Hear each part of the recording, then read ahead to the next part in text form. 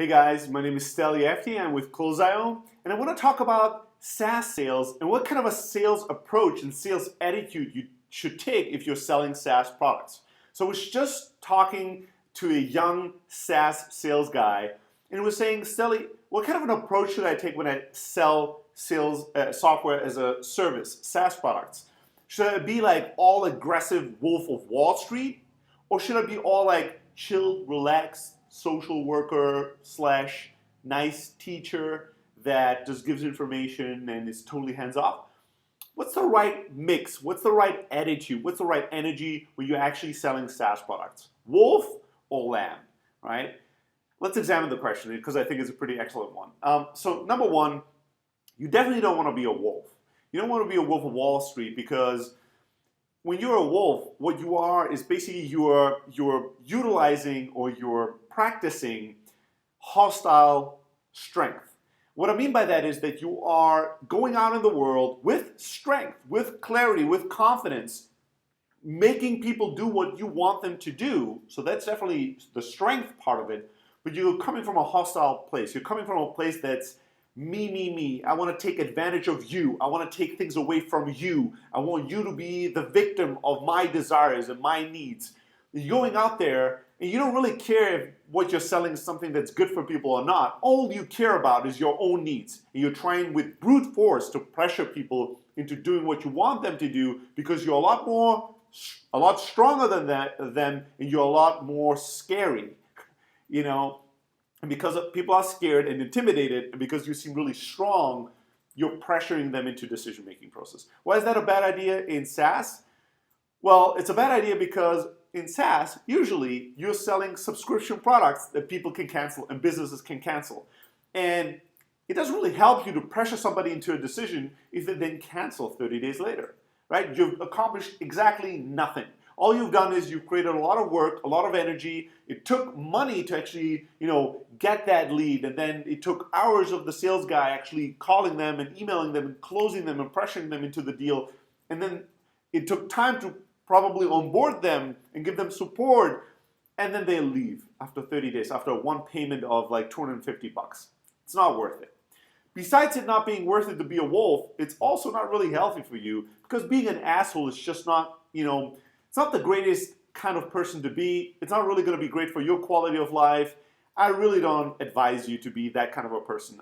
Independently, actually, from selling SaaS or not SaaS, you really don't want to be, executing and practicing hostile strength.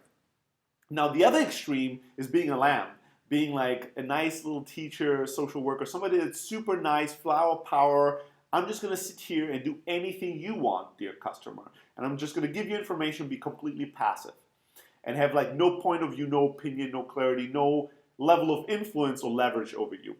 The problem with that is what you're doing there is you're actually executing on the strategy of friendly weakness. Now you're all friendly. You're coming from the right place. You actually want to service these customers, make them happy, make them successful, and that's awesome. The problem is that you're all weak about it. You have no confidence. You have no clarity. You have no authority.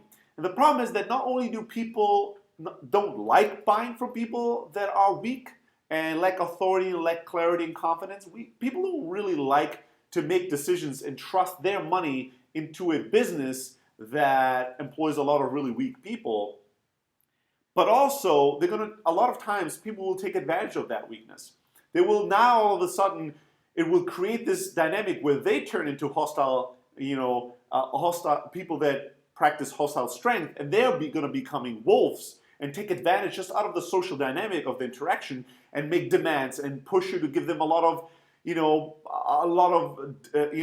massive discount, and they'll push you to make all kinds of concessions and give them all kinds of things that are totally unreasonable just because they think they have the right and they're entitled to it, because you act in a way that suggests to them that they need to take advantage of you. That sucks as well, and it's not good for SaaS, not good for any kind of sales. Obviously, these people are typically not really made for sales, and if you practice that kind of energy, you're not going to succeed in sales. Where you want to be, ultimately, is practicing friendly strength. You want to be friendly, but you also want to be strong. You actually want to come into the sale with the philosophy in mind that you want to make the customer successful. You want to only close people that qualify. You want to only sell people solutions that actually address their problems. You only want to sell when you know you can make them successful. But you still do it with strength. You still do it with clarity, authority, and confidence. And you still do it with using your powers of influence in sales to actually help them get there.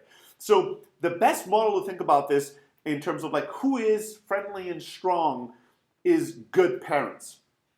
If you think about good parents are usually both friendly but also strong. They'll come into the relationship with a child both from a good place of love and understanding and forgiveness and really having your best interest in their mind and at their heart.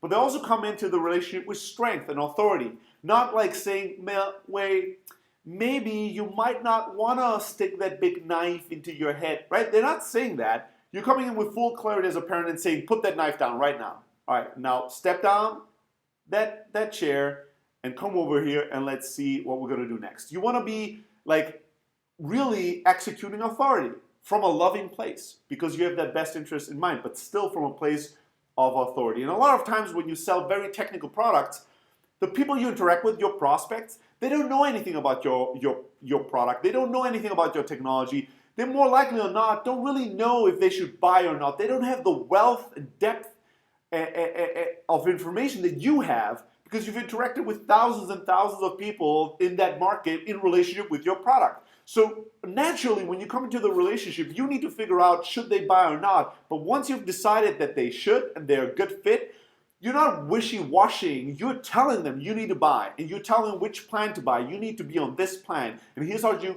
gonna onboard this. Here's how you're gonna transition over to our software, and I'm gonna help you out.